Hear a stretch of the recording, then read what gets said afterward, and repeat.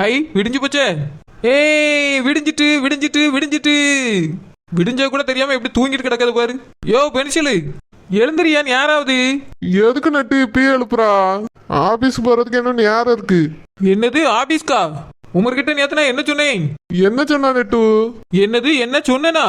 என்ன சொன்னேங்கத காதுல வாங்காம முழுங்கிட்டு வந்து நல்லா பட்டு தூங்கிருக்கிய. இன்னைக்கு நம்ம தோட்டத்து வீட்டுக்கு போறோம்னு சொன்னா இல்லையா? தோட்டத்து வீட்டுக்கா? எதுக்கு நட்டுமா? அப்போ எதுவுமே காதுல உழையல. முதல்ல இந்த இடத்த விட்டு எழுந்துருங்க. எதுக்கு நட்டு? மறுபடியும் நான் பேசியதெல்லாம் பாதி தூக்கத்துல கேட்டு புரியாம போறதுக்கு. எழுந்து உட்காருங்க, அப்பதான் சொல்லுவேன். நான் இப்படியே படுத்துக்கிட்டே கேட்கேன், சொல்லு நட்டு. எழுந்து உட்காரலன்னு வச்சுடுங்க, எண்ணெய் காய்ச்சிட்டு வந்து காதுக்குள்ளே ஊத்தி விடுவேன்.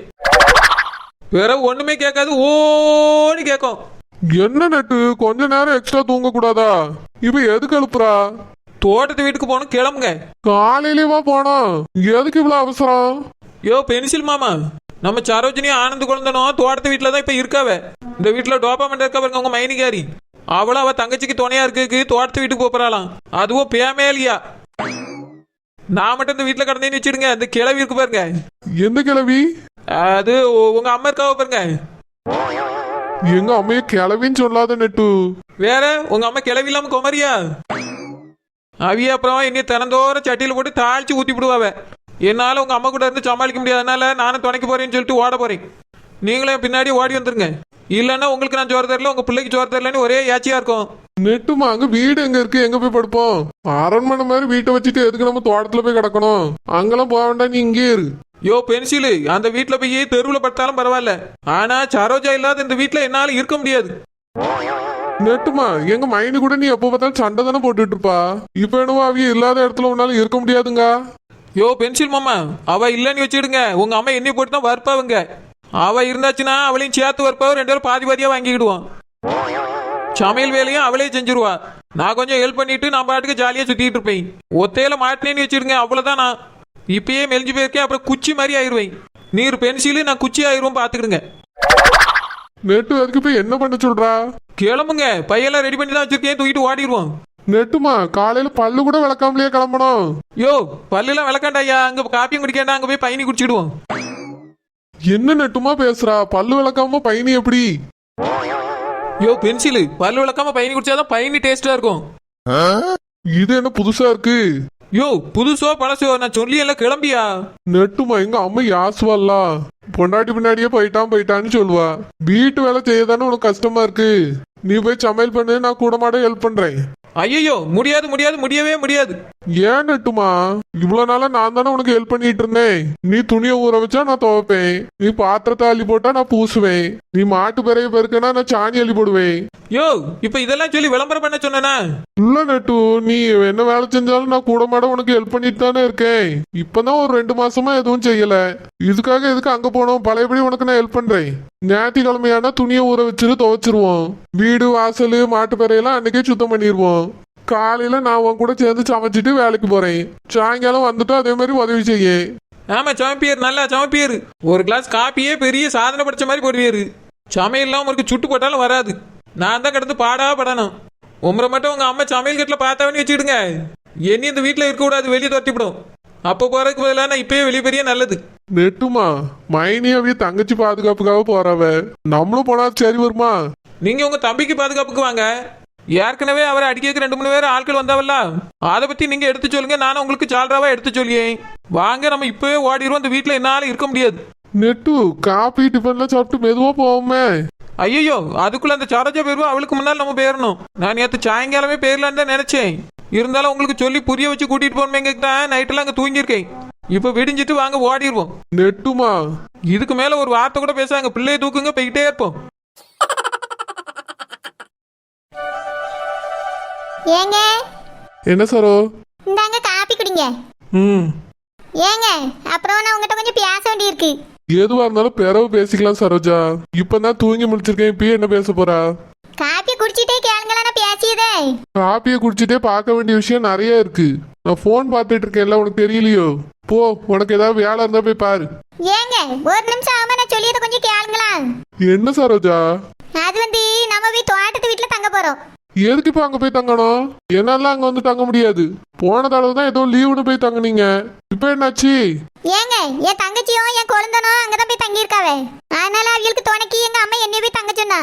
நான் மட்டும் எப்படி போய் தங்க முடியும்? நம்ம குடும்பத்தோட போய் தங்கிடுவோம் அப்படின்னு சொல்லிட்டேங்க அம்மாட்ட. அதான் கேட்க நீங்க நான் நம்ம அருண் 3 பேரும் போய் அங்க தங்கிடுவோம். அவங்களுக்கு துணையா இருந்த மாதிரி இருக்கும். இங்க பாரு சரோஜா, என்னால அங்க வந்து தோட்டத்து வீட்டுல எல்லாம் தங்க முடியாது. எனக்கு கட்டில் பெட்ல படுத்தாதான் தூக்கம் வரும். அங்க வந்தா மண்ணில் படுக்கணும், இல்லைன்னா தரையில படுக்கணும். எனக்கு அதெல்லாம் பிடிக்காது, தூக்கமும் வராது. பெட்ல படுத்தாதான் நான் நல்லா தூங்குவேன். அதனால என்னால அங்க வர முடியாது. நீயும் போக வேண்டாம், இங்கேயே இரு. ஏங்க இப்படி சொன்னா எப்படி? என் தங்கச்சி புருஷனுக்கும் யார் பாதுகாப்பு கொடுப்பா? அந்த வீட்ல இருந்து தொட்டி விட்டாவே. நம்ம தானே பாத்துக்கிட்டோம், பக்கத்துல நம்ம தானே இருக்கோம். எங்க அம்மா என்னைய தான் நம்பியா என் தங்கச்சியை நல்லா பாத்துக்கிடுவேன்னு சொல்லியா. நேத்து வந்துட்டு தங்கச்சியை நல்லா பாத்துக்கம்மான்னு சொல்லிட்டு போனா. அதனால தான் உங்களையும் கூப்பிடியும் போய் அங்க தங்கிடுவோம். ஐயோ கொஞ்ச நாளைக்கு தோட்டத்து வீட்டுல இருப்போம், அதுக்கு ஒரு வந்துருவாவே. இந்த கொஞ்ச நாளைக்கு உங்களால அட்ஜஸ்ட் பண்ண முடியாதா? ஒரு நாள் கூட என்னால அட்ஜஸ்ட் பண்ண முடியாது சரோஜா. எனக்கு கீழே படுத்த உடனே முதுகு வலி வந்துடும். உனக்கு தான் தெரியும்ல, எனக்கு தரையில படுக்கிறது ஒத்துக்கிடாது. சரி உங்களுக்கு வேணா உள்ள கிடக்க கட்டில வெளியே தூக்கி போட்டு தாரேன். அது கைத்து கட்டில கிடக்குது. அந்த கட்டில எல்லாம் என்னால படுக்க முடியாது. சரி உங்களுக்காக வேணா ஒரு இரும்பு கட்டில் வாங்கிடுவோம். ரூபாய் மட்டும் தந்துட்டு வேலைக்கு போங்க, நான் வாங்கிட்டு வந்து போட்டுறேன். மெத்த இல்லாம தூக்கம் வராது சரோஜா. கட்டிலே வாங்க போற ஒரு மெத்தையும் சேர்த்து வாங்கிடுவோம். அந்த வீட்டுல போடுறதுக்கு இடம் எங்க இருக்கு? வெளியே போட்டு படுத்துக்கிடுவோம். வெளியே போட்டா மழை வந்தா நனைஞ்சிரும், வெயில் அடிச்சா இத்து போயிரும். மழை நேரத்துல மட்டும் உள்ள தூக்கி போட்டுருவோம். வெளியவும் உள்ளவும் தூக்கிட்டே தெரிய முடியுமா? இப்ப வெயில் காலம் தானே, எங்க மழை பெய்ய போகுது? வெயிலே கடந்தா எறும்பு கட்டில இத்து போயிரும், பெட்டெல்லாம் சீக்கிரமா பிஞ்சிரும். அதெல்லாம் ஒண்ணு ஆகாதுங்க, வாங்கி புதுசுல ஒண்ணு பிஞ்சிருமோ. நான் பாத்துக்கிட்டே, நீங்க வாங்க அங்க வந்து தங்குங்க. இல்ல சரோஜா, எனக்கு இந்த பெட்ல படுத்தாதான் தூக்கம் வரும். சரிங்க, அப்படின்னா இரும்பு கட்டில் வாங்கி போட்டு இந்த பெட்டை தூக்கிட்டு போயிருவோம். அதெல்லாம் சரி வராது சரோஜா. இப்ப என்னதான் பிரச்சனை உங்களுக்கு? வரக்கு விருப்பம் இல்லையோ? அது சரியில்லை இது சரியில்லைங்கிறிய, நான் சரி பண்ணி தரேனாலும் அதுக்க முடியாதுங்கிறிய. இப்ப என்னதான் சொல்ல வரிய? தங்கச்சி வீட்டுல வந்து இருக்க மாட்டீங்களோ? அங்க எனக்கு விருப்பம் இல்ல சரோஜா. நம்ம இங்க இல்லன்னா உங்க அம்மா உங்க அப்பாக்கு மட்டும் சோறு பொங்கி கொடுப்பா, உங்களுக்கு எல்லாம் பொங்கிட மாட்டாவே. நான் என் தங்கச்சியை பாத்துக்கிட்டே நான் அங்கதான் போறேன். அதனால என் கூட வரதா இருந்தா வந்துருங்க, இல்லன்னா உங்க அம்மா என்னைய தான் கிடந்து ஏசிட்டு கிடப்பாவே. சரி பகல்ல வேணா வர, ராத்திரி வந்து இங்க படுத்துக்கிடி. ராத்திரி இங்க வந்து படுத்துக்கிட்டா சோறு யாத்துருவா? நான் அங்க வந்து சாப்பிட்டுட்டு இங்க வந்து படுத்துக்கிடி. அங்க வராத அன்னைக்கு வாட்டர்ல சாப்பிட்டுட்டு வந்து படுத்துக்கிடி. என்னமோ போங்க, ஆனா என்னால இங்க இருக்க முடியாது. என் தங்கச்சி காட்டுக்குள்ள ஒத்தையில கிடக்கா, அதனால நான் அங்க போறேன். சோறு பொங்கி தரல, அது தரல, இது இல்லன்னு என்னையில குறை சொல்லி வேலையை வச்சுக்கிட்டாருங்க. உங்க அம்மா என்னைய கோவப்பட்டாலும் நீங்க உட்காந்து சால்ற போடக்கூடாது. காரணத்தை உங்க அம்மைக்கு எடுத்து சொல்லி புரிய வைக்க பாருங்க. சரி சரோஜா, நீ போறதுன்னு தாராளமா போ. எனக்கு அதுல ஒரு பிரச்சனையும் இல்ல. என்னைய மட்டும் கூப்பிடாத. சரி சரி உங்க விருப்பம். காலையில சோறு பொங்கி குழம்புல வச்சாச்சு.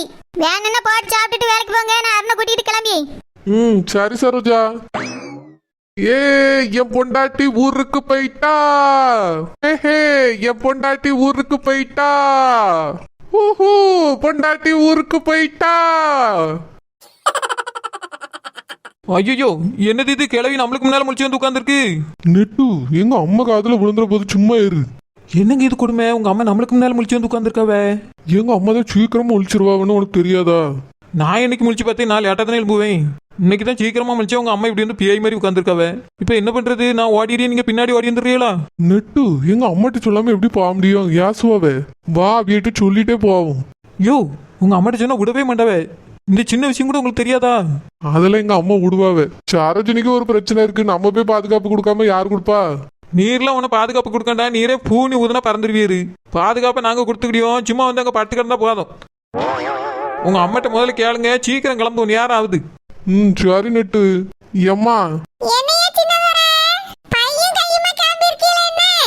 ஏத்தேய் பை வந்தா கையும் சேர்ந்து தானே வரும்.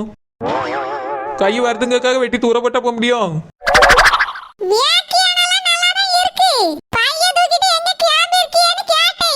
ஏம்மா அது வந்து நம்ம தோட்டத்து வீடு இருக்குல்ல, அங்க போய் நானும் சின்ன பொண்ணும் நெட்ட மாதிரியும் தங்க போறோம். ஏம்மா அதனாலதான் நாங்களும் போறோம். அது வந்து மாவியலுக்கு துணைக்கு தான் நாங்க போறோம்.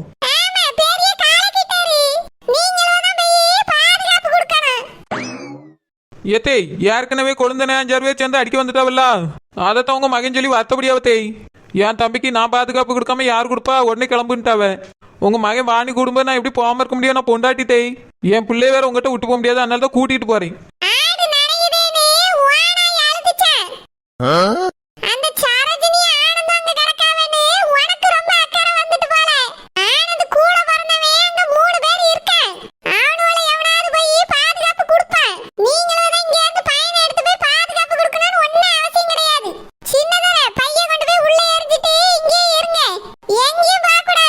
ஏம்மா இல்லம்மா, தம்பியை ஏற்கனவே 4-5 பேர் ஆள் வச்சு அடிச்சுட்டாவ பத்தியலா. அதான் நாங்க கூட போய் இருந்தா அந்த மாதிரி எந்த பிரச்சனையும் வராது. சரோஜினியும் வீட்டுல ஒத்தையில இருப்பா.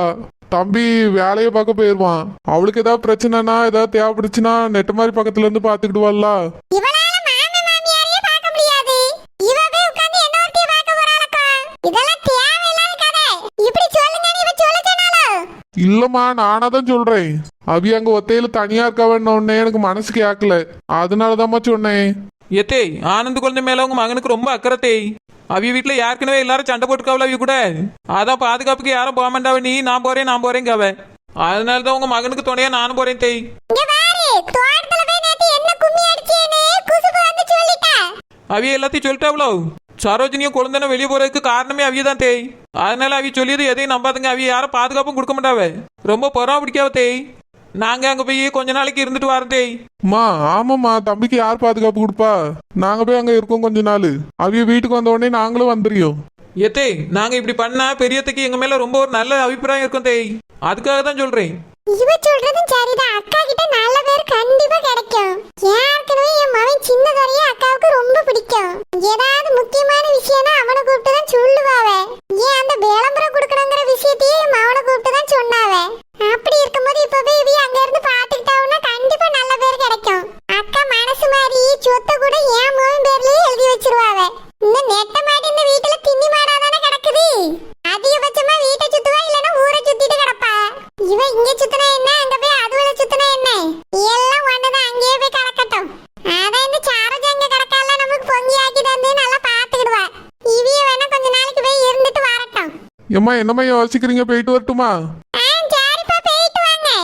என்னது இது கிளவி சரின்னு சொல்லிட்டு ஆச்சரியமா இருக்கு. என்னால நம்பவே முடியலையே. சரி எது எப்படியோ நம்ம விருப்பம் நிறைவேறுது. ஓடிரும். என்ன சொத்த நேரம் நின்னோம்னா மனசு மாறினாலும் மாறிடும். ஏங்க மாமா வாங்க போவோம். அத்தையே போ சொல்லிட்டாவே, எதுக்கு என்ன நின்றுட்டு இருக்கிய? இல்ல நெட்ட மாதிரி. ஓ உங்க அம்மா காலில் வந்து ஆசீர்வாதம் வாங்கணுமோ? உளுங்க ஏத்தே எங்களை ஆசீர்வாதம் பண்ணுங்க தேய்.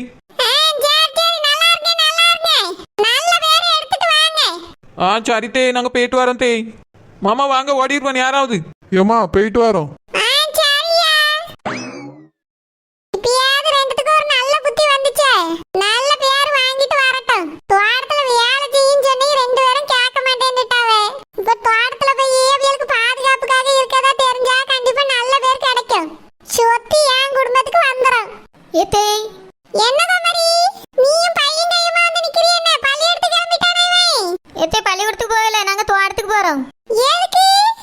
அது வந்து என் தங்கச்சி ஒத்தையில காட்டுக்குள்ள இருக்கல்ல, அதான் எங்க அம்மா நீ போய் அவளுக்கு துணைக்கு இருமான்னு சொன்னா.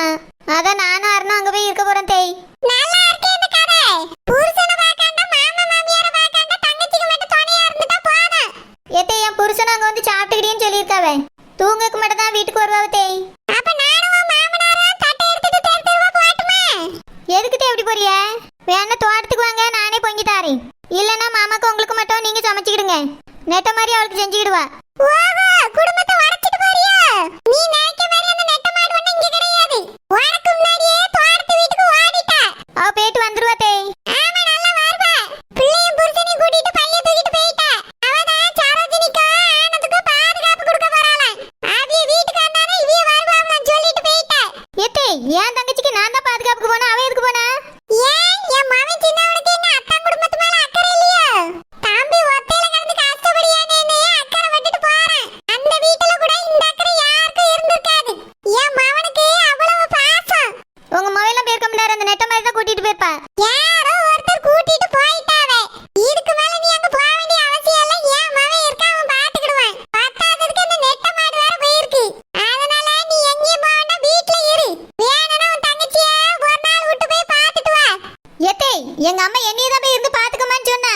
நான் தான் நாளைக்கு வந்துறேன்னு சொல்லிட்டு வந்தேன். அந்த நெட்ட மாதிரி அது கேட்டுக்கிட்டு இருந்தவன் எனக்கு முன்னாடி பிளான் போட்டு போயிருக்கா. என் தங்கச்சிக்கு என்னை தவிர யார் பாதுகாப்பா இருக்க முடியும்? ஆமா, தோட்டத்து வீட்ல வந்து உன் தங்கச்சி எல்லாரும் தூக்கிட்டு போயிருவாங்க பாதுகாப்பு கொடுக்க இல்லனா. பெரிய மினிஸ்டர் அவ. ஊரே சேர்ந்து பாதுகாப்பு கொடுங்க. ஒருத்தர் குடும்பத்தோட போயாச்சு போதும். நீ வீட்டுல கடை. புருஷன் வரலையா, புள்ளைய மட்டும் கூட்டிட்டு கிளம்பிட்டாளாம். நீ அங்கெல்லாம் ஒண்ணு போக வேண்டாம், வீட்ல இருந்து சோறு கறி ஆக்கு. காலையிலே சோறு கறியெல்லாம் ஆக்கி வச்சாச்சு. வேணா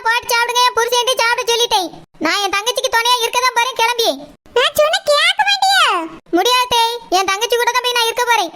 அவளுக்கு அங்க என்ன நடக்குமோ ஏது நடக்குமோன்னு எங்க அம்மைக்கு எனக்கு பயமா இருக்கு. ஏற்கனவே இந்த குஷ்பாக்கா இந்த வீட்லயே அவளை காலை ஒடிக்க பார்த்தாவ. அந்த காட்டுக்குள்ள ஒத்தையில கிடக்க அவளுக்கு என்னெல்லாம் நடக்குமோன்னு எங்களுக்கு திக்கு திக்குன்னு இருக்கு. அதனால தான் நான் என் தங்கச்சிக்கு பாதுகாப்புக்காக போறேன்.